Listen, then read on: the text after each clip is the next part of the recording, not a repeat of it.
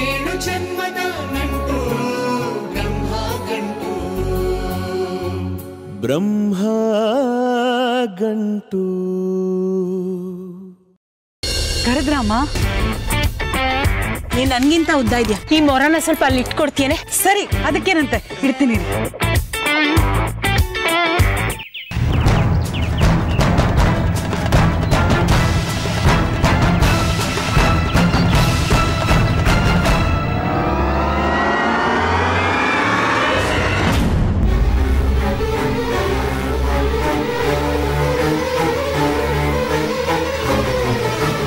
ಅಯ್ಯೋ, ಕರ್ಟನ್ ಹಾಕೋದೇ ಮರ್ತೋಗಿದ್ದೀನಿ.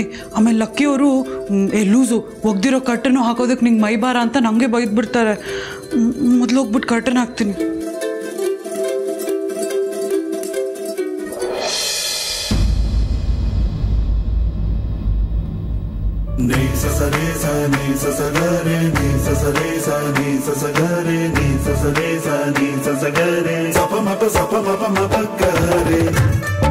ಗಿರ್ಜಕ್ಕ, ಗೀತಾ ಮಲಗಿದಾಳಂತೆ, ಏನಾದ್ರೂ ಹೇಳ್ಬೇಕಿತ್ತಾ? ಏನೋ ಇಷ್ಟೊತ್ತಲ್ಲಿ ಮಲಗಿದಾಳ? ಅದು ಸುಮತಿ ನಿಮಗೆ ಒಂದು ಸ್ವೀಟ್ ಬಾಕ್ಸ್ ಕೊಡ್ಲಿಕ್ಕೆ ಹೇಳಿದಾಳೆ. ಮನೇಲಿ ಇಷ್ಟೆಲ್ಲ ಘಟನೆಗಳು ನಡೀತಾ ಇರ್ಬೇಕಾದ್ರೆ ಸ್ವೀಟ್ ಯಾಕೆ ಕಳ್ಸಿದಾಳೆ? ಗೀತಾ ಬಿದ್ದು ಕೈ ಪೆಟ್ ಮಾಡ್ಕೊಂಡಿದ್ದಾಳೆ. ಆ ಕೈ ತೋರ್ಸು. ಏನು ಇಲ್ಲ ಮಾವ. ಕೈ ತೋರ್ಸು. ಅದು ಚಿಕ್ಕದಾಗಿ ಏಟಾಗಿದೆ ಅಷ್ಟೇ, ಸ್ವಲ್ಪ ನೋವಿತ್ತು ಅಂತ ಇದನ್ನ ಹಾಕೊಂಡಿದ್ದೀನಿ. ಆ ಕೈ ತೋರ್ಸು. ಏನು ಇಲ್ಲ ಮಾವ. ಕೈ ತೋರ್ಸು. ಅದು ಚಿಕ್ಕದಾಗಿ ಏಟಾಗಿದೆ ಅಷ್ಟೇ, ಸ್ವಲ್ಪ ನೋವಿತ್ತು ಅಂತ ಇದನ್ನ ಹಾಕೊಂಡಿದ್ದೀನಿ. ಗೀತನ್ ಕೈಗೆ ಪೆಟ್ಟಾಗೋದಕ್ಕೆ ಕಾರಣ ನೀನೇ ತಾನೇ? ನಾನು 30 ವರ್ಷಗಳ ಹಿಂದೆ ಮದುವೆಯಾದ ಆ ಸುಮತಿ ಈಗಿಲ್ಲ. ನಿನ್ನ ಸೊಸೆನ ನಡೆಸ್ಕೊಳ್ಳೋ ರೀತಿ ನೋಡಿದ್ರೆ ನನಗೆ ಅಸಹ್ಯ ಆಗುತ್ತೆ. ನೀನು ಮಾಡಿರೋ ತಪ್ಪಿಗೆ ಇನ್ನು ಮುಂದೆ ನಮ್ಮಿಬ್ಬರ ಸಂಬಂಧ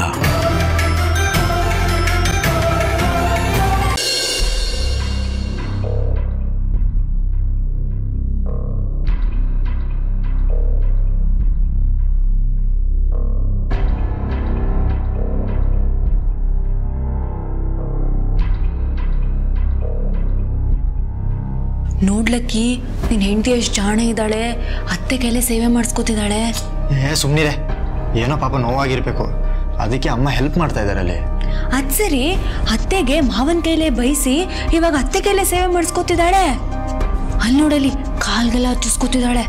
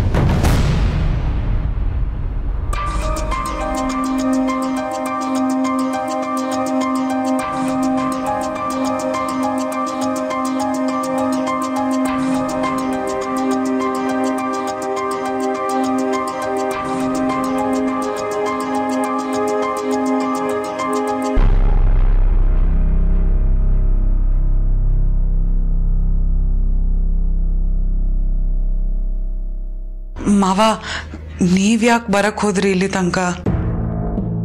ಕೈ ಹೇಗಿದೆಯಮ್ಮ? ಅಂತ ನೋವೇನು ಇಲ್ಲ ಮಾವ.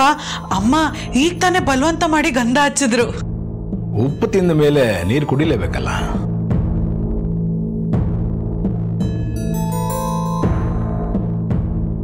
ಮಾವ, ನಾನೊಂದು ಮಾತು ಕೇಳ್ತೀನಿ, ದಯವಿಟ್ಟು ನಡೆಸ್ಕೊಡ್ತೀರಾ?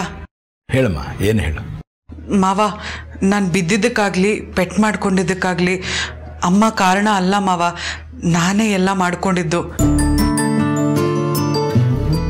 ನೀನೇ ಹೇಳಿದ್ಮೇಲೆ ನಾನು ಇನ್ನೇನು ಹೇಳಕ್ಕಾಗತ್ತೆ?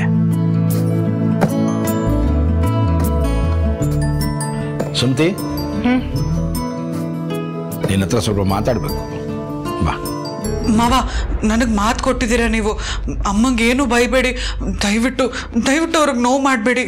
ಇಲ್ಲಮ್ಮ, ಬರೀ ಮಾತಾಡಬೇಕು ಅಂತ ತಾನೇ ಹೇಳಿದ್ದು, ನಾನೇನು ಹೇಳಲ್ಲ. ಸುಮತಿ ಬಾ.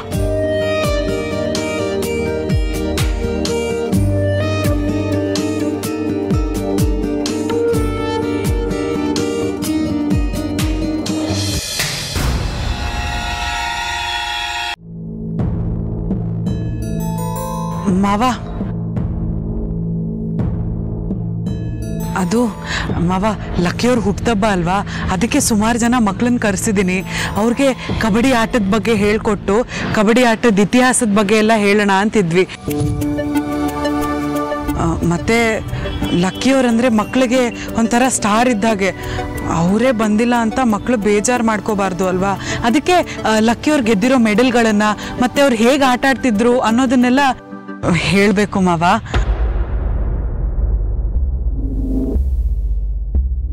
ಯಾಕೆ ಮಾವ ಒಂಥರ ಇದ್ದೀರಾ?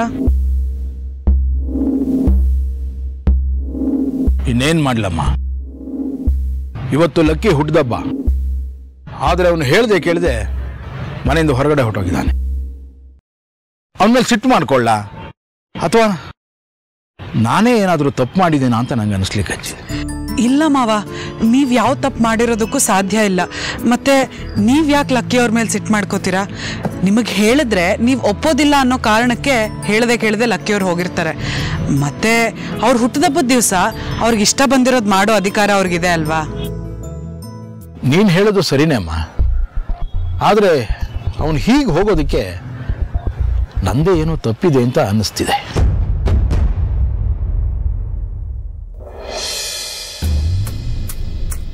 ಹಲೋ ಗುಂಡ, ನೀನೀಗ ಸಂಪಿಗೆ ದೀಪದ ಮನೆಗೆ ಹೋಗ್ತಿದೀಯಲ್ಲ, ಅಲ್ಲಿ ಹೋಗಿದ ತಕ್ಷಣ ಲಕ್ಕಿ ಮಾಮ ಎಲ್ಲಿದ್ದಾರೆ ಅಂತ ಹುಡುಕು.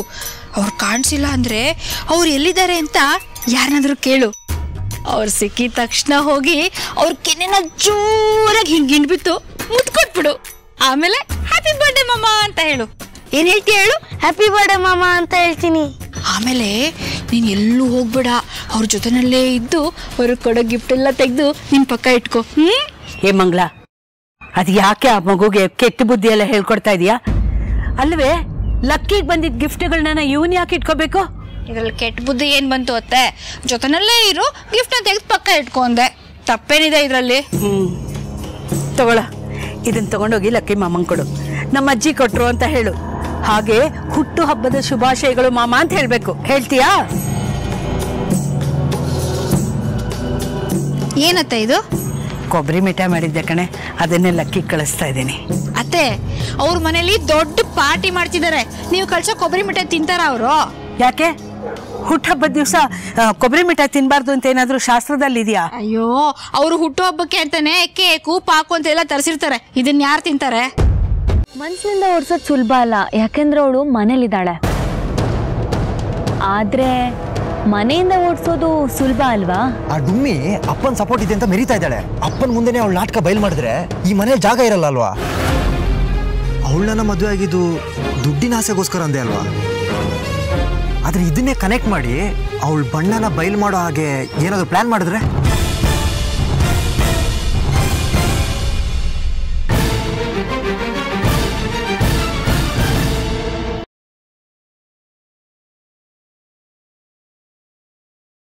ನಿನ್ನ ಮನಸ್ಸು ನೊಂದ್ಕೊಂಡ್ರೆ ಈ ವಾಡೆಕ ಚಲೋ ಆಗುದಿಲ್ಲ. ನಿನ್ನ ಋಣ ನಮ್ಮ ಮ್ಯಾಲೆ ಭಾಳ ಅದ. ದೇವ್ರ ಎಲ್ಲ ಒಳ್ಳೇದು ಮಾಡಪ್ಪ ಅಂತ ಬೇಡ್ಕೋತ ಇವನ್ನ ಹಾಕೋ, ತಗೋ. ಅತ್ತಿಯವರ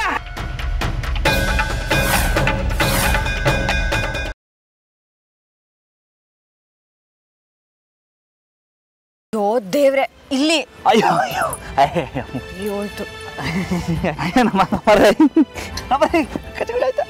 ಚಕ್ಮಗ ಆಯ್ತದೆ.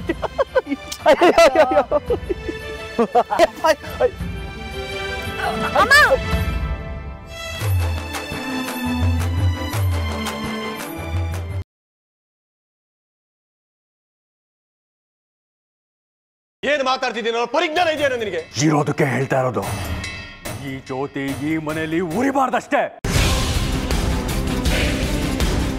ಇದು ತುಂಬಾ ಪವಿತ್ರವಾದ ಜ್ಯೋತಿ ಕಣೋ. 30 ವರ್ಷದಿಂದ ಉರಿತಾ ಇರೋ ದೀಪ ಯಾವುದೇ ಕಾರಣಕ್ಕೂ ಇದು ಆರ್ಬಾರ್ದು ಕಣೋ, ಆರ್ಬಾರ್ದು.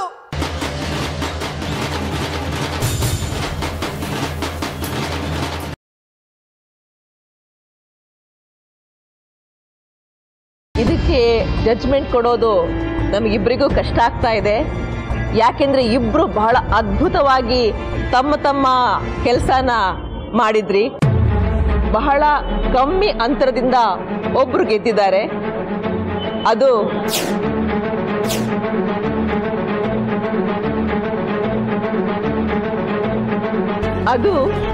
ಶನಾಯ.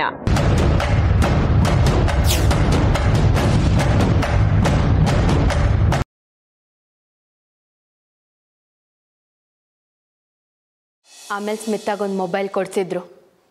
ಅದನ್ನೆಲ್ಲ ಸ್ಮಿತಾ ಅವ್ರ ಡೈರಿಯಲ್ಲಿ ಬರ್ಕೊಂಡಿದ್ದಾರೆ. ಇನ್ನು ಚಾರುಲತಾಗೆ ಅವ್ರ ಗಂಡನ ಹೆಸರಿಂದ ಹೊಸ ಸಿಮ್ ತಗೊಳ್ಳೋದು ಕಷ್ಟ ಆಗಿರಲಿಲ್ಲ. ಆ ನಂಬರಿಂದ ಸ್ಮಿತಾ ನಂಬರ್ಗೆ ವಿಶ್ವಾಸ್ ಅವರು ಮೆಸೇಜ್ ಕಳಿಸ್ದಂಗೆ ಮೆಸೇಜಸ್ ಕಳಿಸಿದ್ದಾರೆ. ಹೋಟೆಲ್ CCTV ಫುಟೇಜ್ ನೋಡಿದಾಗ ವಿಶ್ವಾಸ್ ಅವ್ರು ತುಂಬ ಕುಡಿದಿದ್ರು, ಅವ್ರಿಗೆ ನಿಂತ್ಕೊಳ್ಳೋಕ್ಕೂ ಸಾಧ್ಯ ಆಗ್ತಿರ್ಲಿಲ್ಲ ಅಂತ ಗೊತ್ತಾಯಿತು. ಅಂಥವರು ಈ ಕೊಲೆ ಮಾಡೋಕ್ಕೆ ಹೇಗೆ ಸಾಧ್ಯ ಅಂತ ಅನುಮಾನ ಬಂತು.